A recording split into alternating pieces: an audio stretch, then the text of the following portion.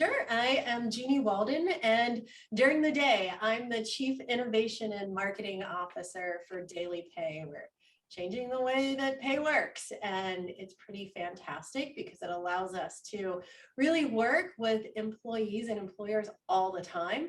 I also have a podcast show called Stepping Up, where I inspire everybody to be incredible because they should be, and do it while wearing amazing shoes. So there you go. What are your favorite shoes? Well, I can show you the shoes I have on now after we're done with the podcast. They're pretty amazing.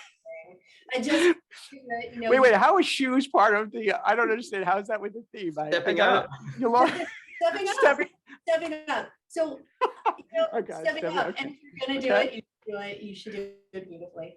So there you go.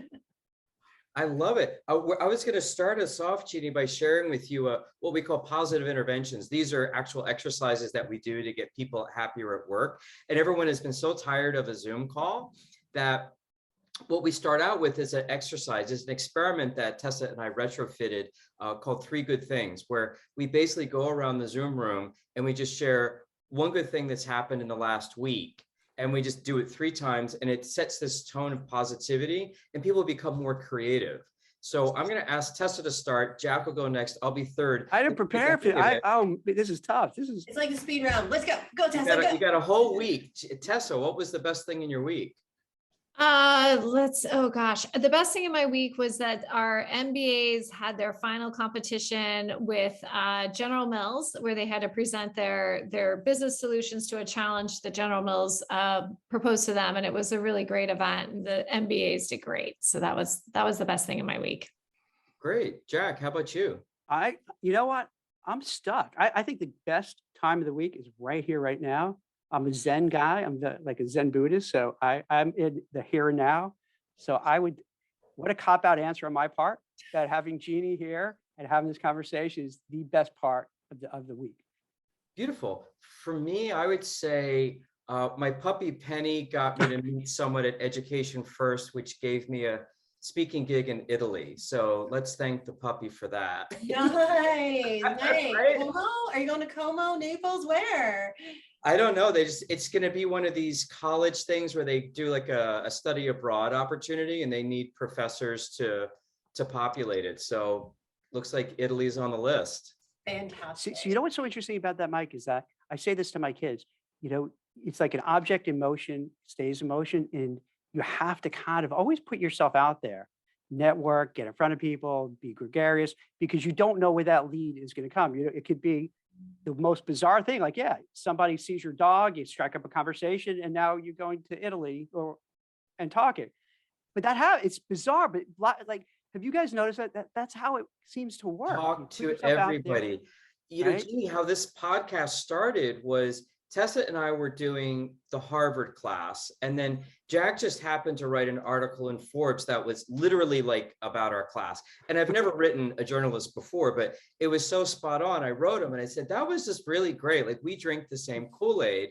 And then I asked him if he wanted to be a guest speaker, and then he did, and he loved it. And then I realized, he doesn't see people who are reading his things. He doesn't see the people, but in a class he does. And I was like, hey, do you want to do more of this? And he's like, yeah, you want to do a podcast? And we're like, okay. That's how it happened. That's amazing. That's amazing. What's the best thing for your week, Jeannie? Well, if we're going to stick on the tone of inspiration, the best thing is I did a speaking engagement with our client from McDonald's, and I believe that no vendor should take up time in a speaking engagement. So we just were promoting her and why she chose to use DailyPay. And out of that, I received an unsolicited LinkedIn invitation from a woman who's been in sales in a completely different industry for 20 years, that had hit a wall trying to sell something into McDonald's, but was able to use my techniques of interviewing McDonald's on the conversation with Gartner to get a successful sale with McDonald's. And she was writing to thank me for inspiring her, giving her a way to approach a problem differently. And that was a pretty fabulous LinkedIn message to receive. Excellent. That's a wonderful way to start off. And that's just a great way of saying, hey, one leads to, you do something that leads to something, and it's all mutually beneficial, which is, it's You know, I should have got my son to be here to listen to this. So because I see, I'm not the only one who's saying this stuff, you know? Absolutely. Mhm. I tell my students, talk to everybody. You have no idea who knows somebody. So I talk to all my Uber drivers. I like to interview Yes. them, what's it like to be there. And I get some cool favors. You know, like once I lost my phone in the car and they brought it back to me. And I'm like, I'm glad I was nice. Yeah, for sure. For sure. Absolutely. But now, Jeannie, do you want to kind of share a little bit, you know, a little more about what you do and how, you know, I think it's really helpful for people and employees, how your whole company operates? Yeah, yeah. So, it starts out with this question. Why do you have to wait 2 weeks to get paid? I mean, you work every day, you make money every day. Why does the company get to keep it? So in 2016, our founder, Jason Lee, decided to create a company that looked at not just solving this problem, but looking at the entire financial system. And what he realized is the way that money moves throughout our financial system is pretty crazy. And over the years, we've created all these invisible rules about money, like payday has to be once a week or every other week or once a month. And with technology today, why do you have to have such a long waiting period, especially when your bills never align up with when you get paid? You never start a job, they don't interview you and say, hey, when's your electric bill due? Okay, we'll pay you on the 11th so you can make sure that your rent is in on time. So, he started with pay. And what we've done is we've created this technology that integrates seamlessly and for no cost with employers. So it enables two things. And if we were going around the room another time, I would say the second greatest thing that happened this week is the first thing that it enables people to see how much money they're earning as they work. It's the first time there's been this thing called pay transparency. Because if you're an hourly employee, especially, how do you know if it's time and a half, double time? Did you make $173 today or $410? Was there a shift differential? So we created this thing called the pay balance. And the daily pay balance literally lets you look and watch your earnings increase as you work. It's the opposite of your checking account balance. It goes down between now and your next payday. And yesterday, we were just announced as Time Magazine's one of the greatest inventions of 2021, which is incredible. Wait, weren't you specifically named in that? Because I could have sworn I hit like on a LinkedIn post where. No, I was named as one of the top 100 business transformers, specifically in the world around money. But yeah, no, this was Time Magazine calling the Daily Pay Balance one of the best inventions of 2020. That's great. Yeah, next to like COVID vaccines. Like it's actually That's powerful. amazing. But so the first thing we do is we let people have transparency in how much money they're making so they can make smarter financial decisions. Do I need to work more? Can I afford to bring pizza home and surprise the kids? But even more than that, we also allow people to take money out as they work. So they've already earned it, not a loan, before the scheduled payday if they need it to pay a bill, take care of something, or get ahead of something, which enables most employees to save about $1,200 a year in late fees, overdraft fees, and high interest credit card rates, and definitely allows over 91% of people to never use a payday loan again, which is pretty fabulous. And so our company enables that to happen. And then we are extending it throughout the rest of the ecosystem so that we can find other ways to make money move in much smarter ways. But right now we're focused on this thing called Daily Pay, and it's pretty cool. And Jeannie, it's a great idea. And I'm curious the impact that this has on the employees regarding their liking working at the workplace. Has this impacted their ability to say, I like being here? Am I more productive, more engaged? Do I want to stay at that company longer? Yes. What impact has it had? So the impact is absolutely incredible. So we run net promoter scores or surveys for all of the employees within organizations that use Daily Pay. And we found some pretty incredible results. Number one, we find an average 78% increase in job satisfaction. So what that turns into is employees staying up to 72% longer at the company that they work for. Partly because they're less stressed about money. It's very transparent. They can see what they're earning. They can understand what bills are coming up. They can make smart choices.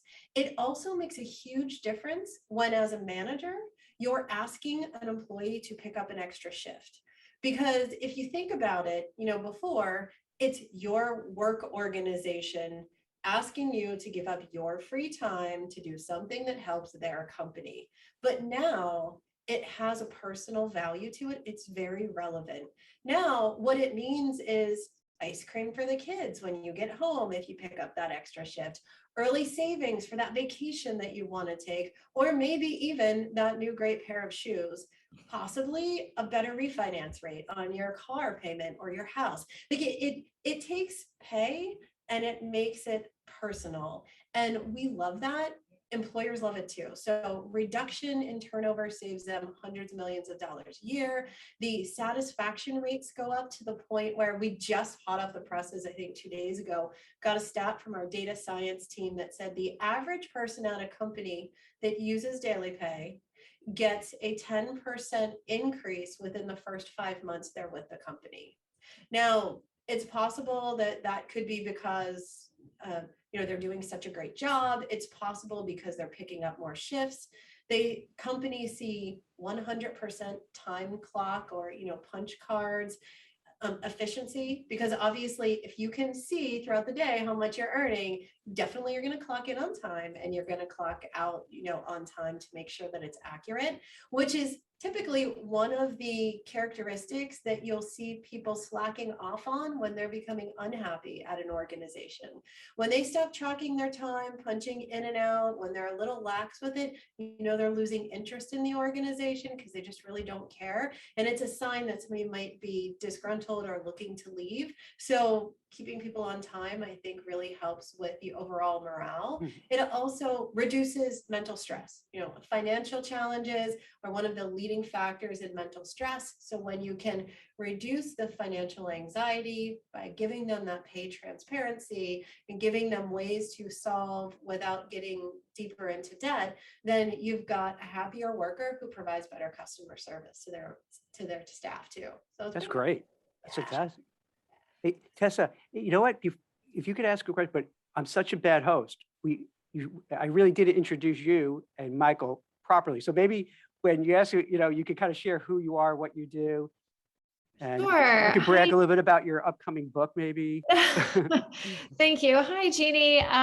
So I actually have done a lot of research looking at women's entrepreneurship in particular, and teach at Hull International Business School, but as well as Harvard, the professional development program. And primarily, we have a lot of women. Our undergraduate degree has, I think it's about 40% women, and our master's in international marketing program actually has 60% women in it. And we're seeing more and more women who are enrolling in our finance and business analytics degrees as well. And the reason I'm telling you this is because I just think your career is fascinating as far as a woman in fintech and really being in this innovation role. And I just was wondering if you could speak a little bit about your own experience rising in an industry that predominantly hasn't had a lot of women, has predominantly had men. And as a woman, how have you been able to kind of create that balance and with family and everything else?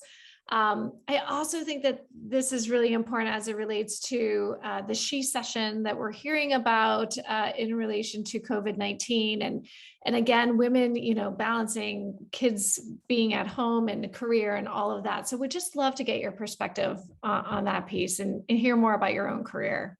Yeah, for sure. And thanks for asking those. I have two answers, one that's related to me and one that's related to DailyPay. So don't let me forget the second one. So my career is really crazy. My master's is in teaching. I wanted to be an elementary school teacher and work with autistic kids.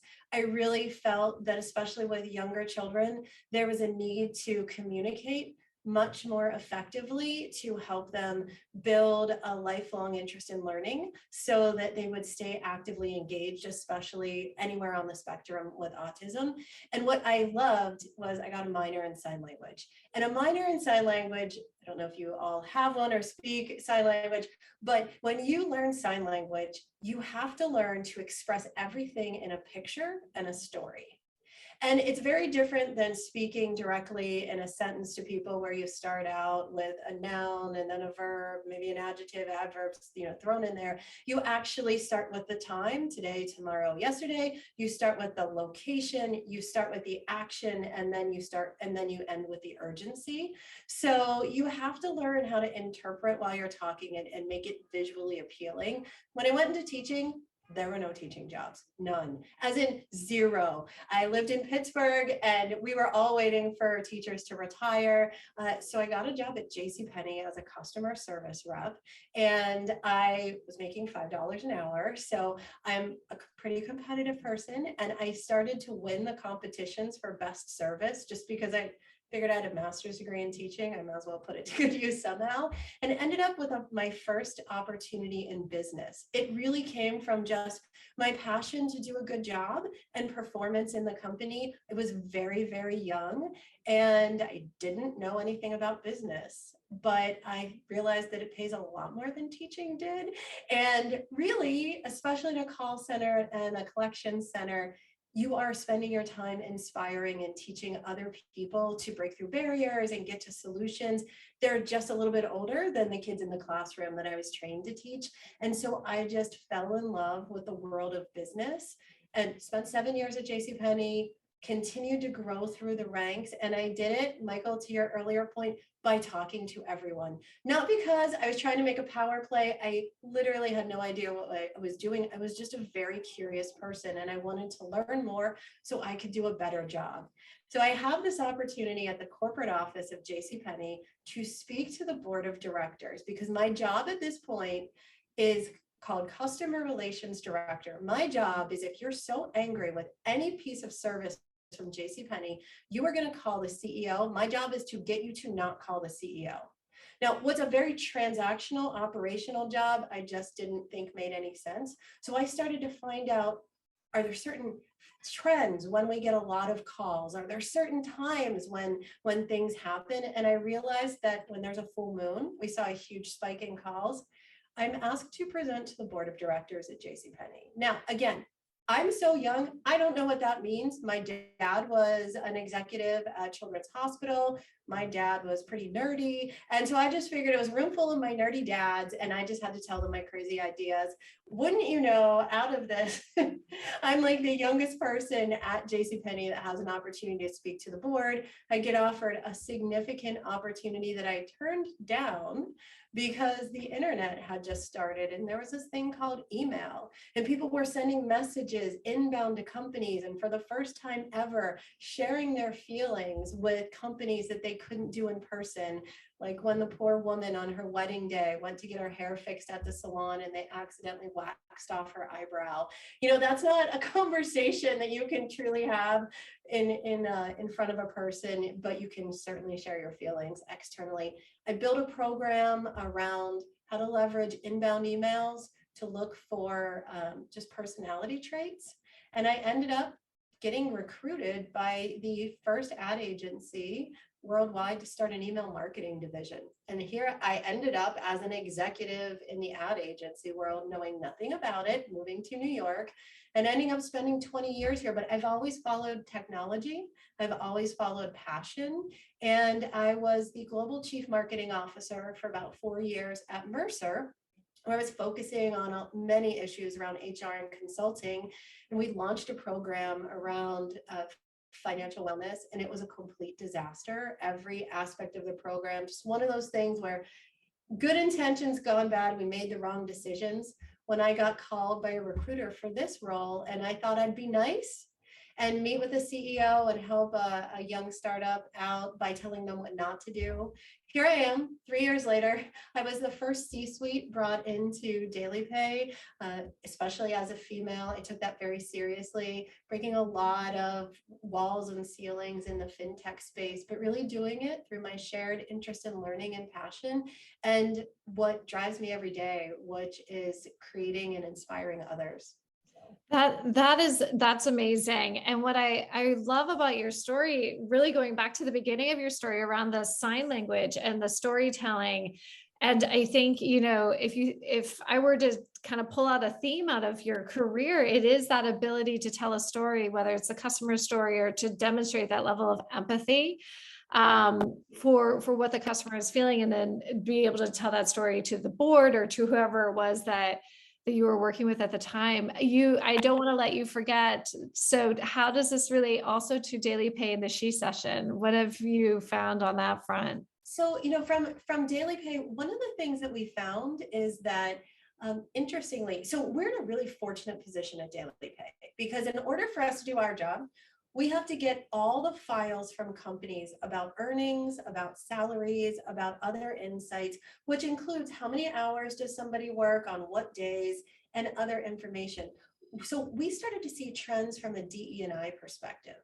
And we started to see that with many companies that have shift workers, it's often the terrible shifts that nobody wants, that end at 2 o'clock, 3 o'clock in the morning, that are being taken by women, typically mothers who have young children in the home because their spouse has a job during the day and they need to be home to take care of the kids. So they're taking these jobs to help contribute to the household. And from that perspective, it puts them in a really tough spot, because they're being challenged, A, going to work very late, they're very tired, but B, when they get off of their shift at night, 2, 3 in the morning, there's not many stores open, there's not a lot of places where they can get access to their money. So if they're doing the grocery shopping on the way home, so they don't interrupt the family in the morning or can't leave during the day, they really need to have options. And so it's been something that we continuously look into, as far as how can companies learn just from trends and patterns around earnings to create a better atmosphere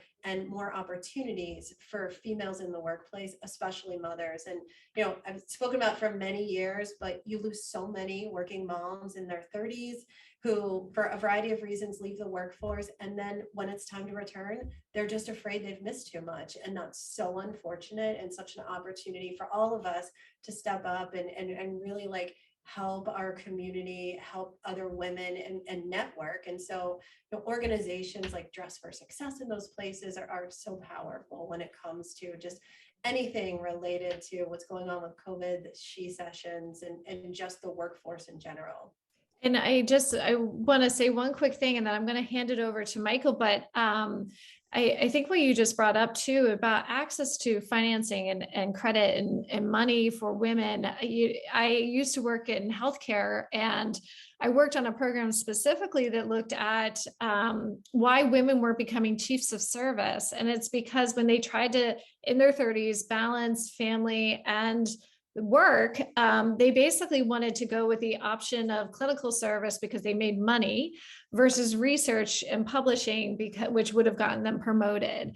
And so it's about building that infrastructure that helps support women so that they can do both, and also be able to rise in the ranks of the organization. But if we don't have the support mechanisms or the infrastructure like DailyPay to make funds available and things like that, then a lot of women are really trying to balance, the demands at home as well as having a thriving career. So it's really fascinating. It is fascinating. And it's interesting because people, but when you're being interviewed and you get asked the question, who inspires you? What's the woman that most inspires you? My answer is always my daughter. I have 2 girls. One's at this point 23 and the other one's 19, but it's my 19-year-old that inspires me the most. They both are inspirations. It's very interesting. Since my first daughter was born, when I was at JCPenney had a daycare in the corporate office. So my children have come to work with me around the globe since they were little. And now that they're both grown up, my older one is a very successful professional. She has her own business for personal training. And my little one is a sophomore at the Citadel. She wants to be in intelligence in the military. She's also adopted from Russia. English was her second language. But, it's a lot of that flexibility around, is it good to bring your children? Is it an environment where you can bring your children with you if you need to, or if you want to? And also showcasing to kids at an early age, this is what's available to you. These are opportunities. You shouldn't be afraid of them. You should embrace them. You should try everything. You should do everything. And I think, that's a philosophy of how I've always raised my kids, is to inspire them to ask questions, try everything, do everything. And especially when they're younger, the worst thing that can happen is it doesn't work out. You're still young. There's a lot of other mistakes waiting for you to make, and you learn from every single one of them. So I think it's pretty incredible to be able to have an environment where kids are invited. And we see that especially around financial education. There is not a lot of real life financial education for younger children in high school. Even people just don't know. We don't write checks anymore, so they don't teach that. But they don't even teach how to manage finances or bills or set schedules. We live in this on-demand environment, so they already know how to use Venmo and Uber and DoorDash probably before the parents do. But there's so much more opportunity around that to really help educate them financially when they're younger. So Jeannie, thank you for all this. This is great. I wanted to get your thoughts for my female students, who most of them are not Americans. They've come to the United States. They're from literally 135 different countries, and they are interested in finance. They're interested in STEM, these typically male dominated jobs. And they're certainly smart enough to do these jobs. There's no question about that. And they don't even question their own ability to do them. But there is a self-esteem issue of, I don't feel like I'm good enough. I don't feel like I'm going to get the job. I'm a woman. I'm not an American. I don't feel like I'm going to be welcomed. What would you say to people who are just doubting themselves to give them the confidence to go for it? Because the American dream is available to everyone. And I don't think people should shoot themselves down. But coming from you, you might have some more words to these women that would really give them the confidence that I think they need. Yeah, absolutely. If you're challenged with self-confidence, the best thing that I can suggest to you is to start to build a community and network of people where you will realize very quickly that everybody feels the same way. It's not just you. And oftentimes that's what holds a lot of women and younger women back. They think they're the only person that feels inadequate. So they certainly don't want to step out and do something. Yet when they're in a community group, whether it's a Facebook group or a LinkedIn group, or you troll LinkedIn and find a couple women that you admire and send a nice note and say, I'd just like to talk to you for 15 minutes. And you hear stories about other women, what they try, what they've gone through. My grandma used to say, if everyone took their dirty laundry outside and put it in the street, they'd look around, pick up their own and take it back inside. Once you hear the stories that other people, the challenges other people are having, you realize that you've got something special. So that's number one, is build a network so that you can understand you're not the only person feeling this way. Number two, once you understand that you're not in this alone, is to ask for help. I mean, for all of us on this call, I think it's fair to say we all know that in many cases, it's not what you know, it's who you know. And getting that introduction from somebody who can vouch for you or trust you, even if it's a letter of recommendation, can often make a tremendous amount of difference, especially in today's market where everybody is vying for key positions. That often starts when you're creating networks and building mentors and other people that can help you. But the third thing is, go watch a movie that you love. Make yourself laugh, because oftentimes when you are stressed out about something, it clouds your thinking and it puts you into this dwindling effect where you just can't get out of it. So go take a break, do something you love, remind yourself of something that makes you happy, and that refreshes your perspective and gives you oftentimes a different way to approach a situation. Thank you. I'll hand it back to Jack. Thank you, Jeannie. Those Yeah. are great. Yeah, that was really inspiring. I love that story. I love how that, and I was taking notes because just as a side topic, we were talking about before we went on that Tessa is working. She should shortly, hopefully, knock wood, have a book published through The Economist about branding. We were talking about maybe we, by speaking with different people, we could do a management book. And then hearing your story, I don't know about you guys, I'm convinced because like that's a freaking awesome story. I was like taking notes as you're talking because it's like, what, it's like a movie, right? Starting out as a customer service person in Texas, and now you're in New York, downtown New York, in a nice building in a fintech company, chief innovative. That's amazing. And to for people, and this is one of the things that I think the three of us, how we kind of bonded, because those are the things that really excite us. Like how can we share this kind of information with people, and amplify these voices so that other people say, wait, you know what? If she could do it, now I have the courage, I could do it too. Because sometimes you need to see somebody else and you say, oh, all right, she did it. And she seems like a nice, normal person and she could do it. Maybe I could do it too, and give them the courage to go forth and go after whatever they want to do. So it's really empowering. Thank you. I mean, absolutely. I think there's no reason, there's not a single person that can't do anything that they want to. All they need to do is try. And it might not work the first time or the second time or the third or the 25th time, but ultimately you become the inventor and owner of McDonald's. You never know where it's going to go, or you become the founder of Wendy's and create an incredible adoption program for people. It's really just all about the mindset. And the more that you can surround yourself with people who can just share their stories. They don't need to be like you. They don't need to be smarter than you. They don't need to be better than you, but just as you all three of you said at the beginning of this conversation, talk to everybody about everything and doors will open for you. When you said about mindset, did you kind of, when you were younger, starting out, were you kind of secretly thinking, this is where I want to go to, this is what I want to be? Or did it just happen organically? Or as you moved up, you developed more confidence and you kept then putting the bar higher? How did that work? No, I actually never, when I was way younger, I wanted to be a cashier, a teacher, or a veterinarian. Now there are three very different career paths there. None of them related to each other, except for the fact that they all have to do with helping and inspiring others, whether it's a furry other or a human other, it didn't matter. But, as opportunities open for me, I really, truly am driven by inspiring other people. When I can see that light bulb moment, when somebody realizes that they can do more than they thought, when I see them thinking differently, that's what inspires me. And I never intended to be in marketing, but I have this philosophy I call AIR, and it is that all messaging should be authentic, inspirational, and most of all, relatable.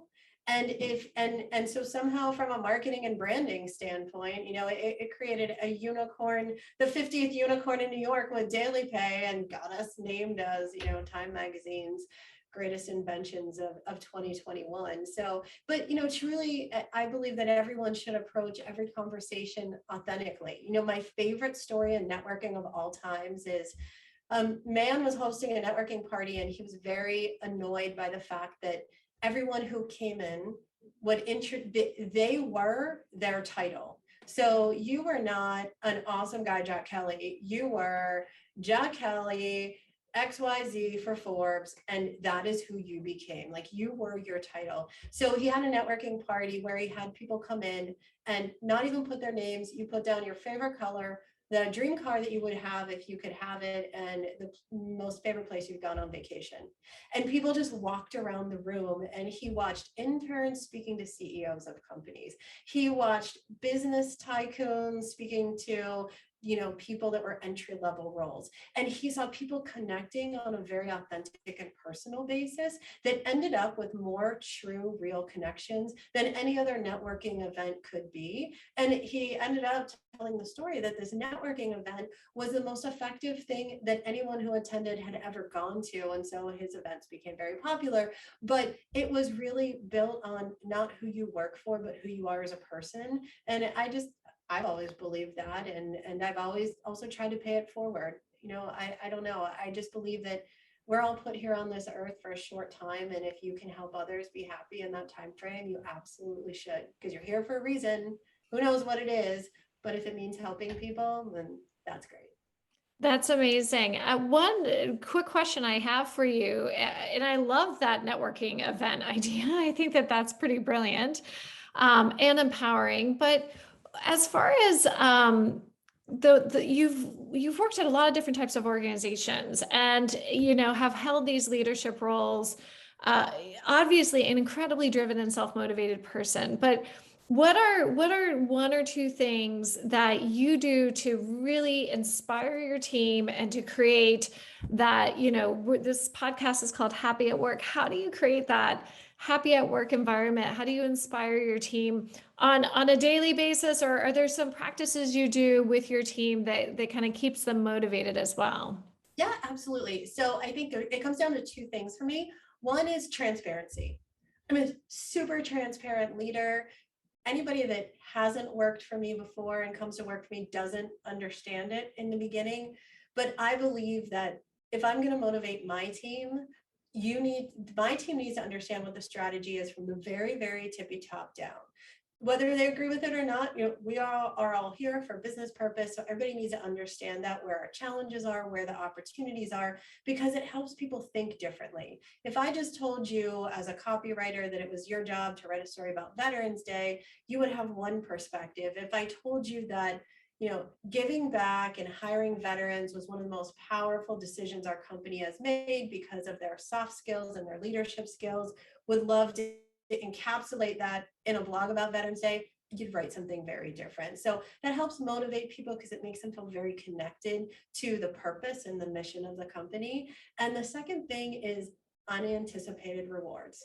So, like, with all due respect, I learned this when I worked at one of the two large advertising agencies as a marketing trick. When give somebody an unanticipated reward, it works.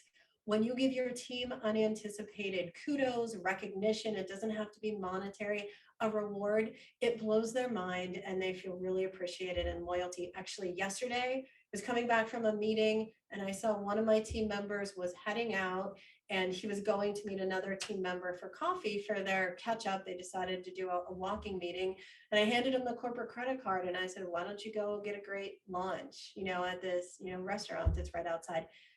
They literally did not know what to say to me. And they just kept looking at the card and, this lunch is going to cost what, $50, maybe $100 if they go crazy. So absolutely worth it to have them go home and tell their friends and family that they're doing such a great job, that they got recognized and how nice it was. And at the end of the day, like I'm like a world of those like isms, those little statements you hear, everyone is being challenged with something that you don't know about. So, advice to my children, not necessarily in the workplace, but when someone's really angry and you don't know why, they're probably having a bad day. So instead of just being angry back, trying to appreciate what's happening with them.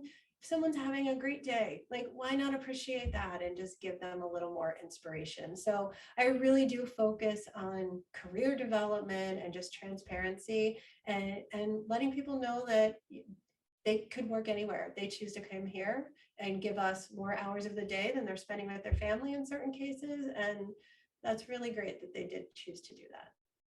That's fantastic. That's now, are these things you learned in business school, or are these just intuitively, or that's your nature that it just comes out? How did you come up with, like, I love that thing where it's just, okay, unintended rewards.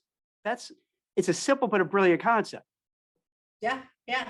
Well, look, I didn't go to business school. I got my master's in teaching. I guess, when you get an undergrad in psychology and sign language and work with autistic kids, and you need to think differently, it just gives you an appreciation. I mean, the day that I was teaching 2-year-old autistic kids and we were playing hide and seek, and it was the first time anyone had played with them because nobody knew sign language before to play with them, and you see them, their eyes light up when you hide their shoes and they find them. I mean, you have tears in your eyes. It's the most incredible experience ever. Well, why not bring that to everybody's life? Because there's enough bad stuff. I mean, look at all the bad stuff going on. There's so much bad stuff. We don't need to be reminded of that. Don't worry. It will come up somewhere else in your life. I do not need to add more to your plate. It's almost like, as an empathetic person, that, and given teaching and dealing with autistic kids and being a parent, you kind of have that intuitive sense. Well, if there were my kids in the office, what would I want to do for them so they could appreciate it? And then just do it, instead of going through some textbook. Okay, here I'm supposed to do this, or I'm supposed to do that. I don't know about that, Jack. I think people that I work for have better than I treat my kids if they were in the office, but I would be much harder on them. No, but look, I do absolutely. People will tell you I'm one of the toughest people to work for, because if I hire you, I know you're smart. I know you're way smarter than you think you are. I'm hiring you because I know you can do this job and better than I can. I always hire people smarter than you. So my expectation, my baseline is you're going to get the job done. The rest of it is just about making it a great experience and helping you unlock the rest of your potential. But what I do love is most people follow me from job to job to job to job, which is great to have people that have worked with me over 15, 20 years across 4 different industries. I started my own wearable tech company at one point. I was making smart rings and jewelry for women. I mean, it's like I've done all these crazy things, and people, just love the crazy experience. That's a good sign, because someone who's been in recruiting for like 20 plus years, it's very rare that someone will follow a boss to other places. More often than not, they're running away from that boss, or they're resigning in the Great Resignation. That's a very rare thing to happen. So it's really unique. What do they say? People don't leave jobs; they leave bad bosses. Yeah. So this is all so optimistic. I want to leave on a really good high note. But before, anything else that you're planning, that you're doing, that you'd like to share at DailyPay? Any new kind of cool, exciting? We're always doing cool, exciting stuff. Yeah, there's always cool and exciting tools. I think, we're really focused on it. It's being able to access your pay as you earn it is not new, because we did it before World War II. And then the government wanted to institute things like payroll taxes to help get the economy on track. It's new to us, just like, fashion from the 80s is new to our kids, and even though it's not really new. So this is something that is a new concept that's so positive. You don't need a payday loan. You can use your own money to pay a bill. That we're doing a lot of education right now, and really just getting the word out that when you go to work, it means you're creating happiness for yourself and your family. And there's ways to do it that keep you out of debt and give you the opportunity to create a good future. We've got a lot of tools and features that are coming out. We've got some big announcements coming out next year that we're excited about. There's just a lot coming down the road. But I do want to give you one more happy at work idea, because in a conversation that I had with I think she was the chief diversity officer from Aramark. She said that they have a lot of ERGs, the employee resource groups, and they get so much engagement out of these ERGs that they, in this crazy labor market trying to hire, they changed their bonus program from just giving you, Tessa, a bonus when you recommend somebody that comes and works for the company, but they give you a personal bonus, and then they match it and give that ERG, the group that you belong to, the same bonus to create funds that ERG can use to do community programs and initiatives. And I think that is an incredible way to inspire people that come to work every day at other size companies that are working in those communities and ERGs that they feel comfortable with. So I wanted to leave that tip, because I always love sharing great tips that I hear from other people too. That's brilliant. That's fantastic. Excellent. Well, Mike, it looked like did you had something else to add? I was going to say, Jeannie, my specialty when I started at Harvard, I've been there for about 10 years, but my latest class that I'm teaching with Tessa is the positive workplace. So we're basically teaching people how to be happy at work, and people really need it right now. And what we do is, I got a master's in positive psych at Penn, and so they use the fancy words. So we have things called positive interventions, which are actual tools that you can use to help people be happier at work, which is the one that we used before we started the podcast about, 3 good things going around the room. And you've given us some really great actionable things that are common sense. They make sense. They've actually worked for your organization. And this is what we love about the show, is that we just want to share the information with people who are watching the show. And you just gave us a treasure chest. And I just want to say I'm grateful for that. We really appreciate it. Yeah, thank you. This is awesome. Anytime. You know what? Your ideas We'll too. take you up on it. You know what, Jeannie, what might be cool? It's because you said, you have things in the work, maybe let's say 6 months or so from now. And let's say you have some new development, new thing coming up, you could come back on and we could keep in touch and say, hey, here's what's going on now. Here's what's happening.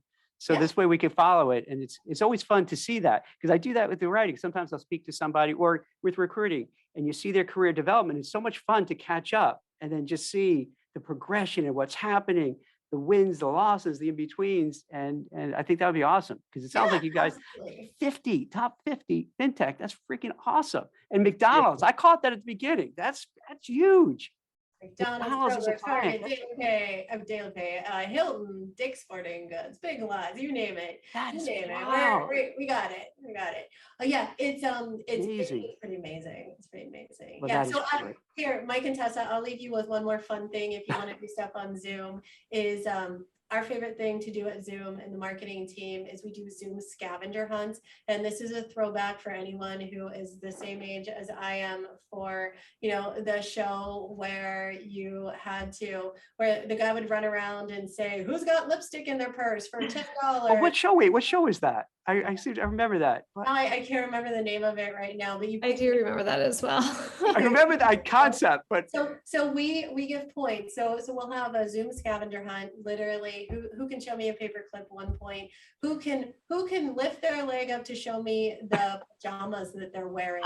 And then everyone stands up and they're dressed nicely in the top with pajamas on the bottom.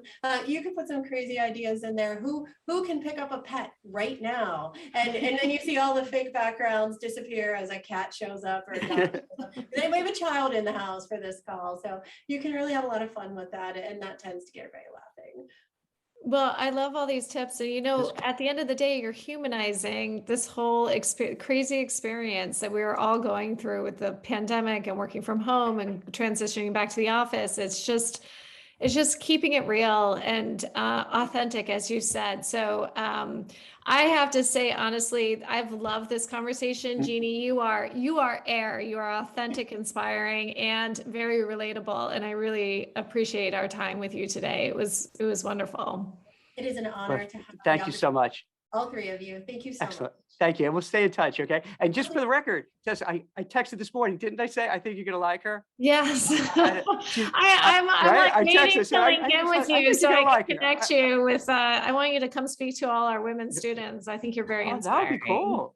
Yeah. Just let That's me for know. Simmons, right? For that. Oh, class? no, I was thinking at Holt, Holt? actually. Yeah, just all our women business. Because I think today's and I think we're probably officially off air now, but with our today's generation, they're just so planned, and I think that they don't want to just jump into it and see what happens. And I've always said the same thing, I think similar to what you've done in your career, Jeannie, which I'm like, just get out there and get a job. Like, just start. Because it's once you start that you figure out what you like, what you don't like, and what you want to do next. And it'll take you different paths. I mean, I've certainly had a very similar career over the past 25 years. So I think it's very inspiring, your story. And you don't have to have the big business degree or whatnot to be a leader in fintech or marketing or any of these roles. It's just really about getting out there and telling your story.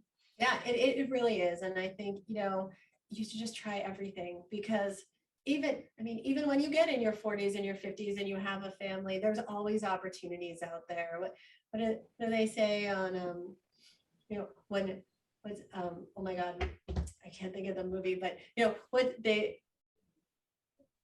it's the one that comes out every Thanksgiving in Austria. The Sound of Music. And the Sound of Music, right? If God shuts a door, he opens a window. So there you go. Like there's always something. And my mom always said, if something bad happens, it's just because someone's making way for something even better. And I mean, you got to have faith and it'll all work out. Like, who knows? At least that, or I'm crazy and just. That's a great attitude. That's a fantastic attitude. That's awesome. Yeah, it was so great. Well, thank you so much. I really appreciate coming on. I think this is great, and I appreciate so much. And this is exactly what we try to achieve. So it was perfect. Jeannie, we'll see you in a few months. We'll do a catch up, another round table, and thanks for spending your day. Thank you so much. Absolutely. Take care. Have a great day. Bye. Bye. Bye.